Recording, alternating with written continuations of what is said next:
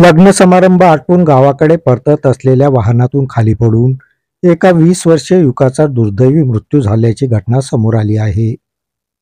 अविनाश शेंडे असं मृतक युवकाचं नाव असून तो घोटी येथील रहिवासी आहे. यवतमाळच्या घाटंजी तालुक्यातील दहेगाव शिरोली रस्त्यादरम्यान ही घटना घडली. मृतक युवक हा लग्न समारंभात वरातीसोबत घाटंजी येथे आला होता.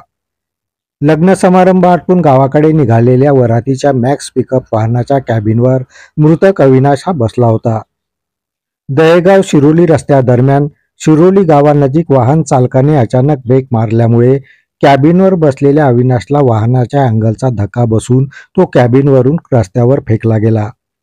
यामध्ये गंभीर जखमी झालेल्या अविनाशला तातडीने घाटंजी येथील ग्रामीण रुग्णालयात उपचारार्थ आणण्यात आले. मात्र डॉक्टरांनी अविनाशला मृत घोषित केले. घटनेची माहिती मिळताच घाटंजी पोलिसांनी घटनास्थळावर जाऊन पंचनामा करून पुढील तपास घाटंजी पोलीस स्टेशनचे पोलीस निरीक्षक निलेश सुरटकर यांच्या मार्गदर्शनात सुरू केला. अविनाशच्या अपघाती निधनाबद्दल घोटी गावात हळहळ व्यक्त करण्यात येत आहे.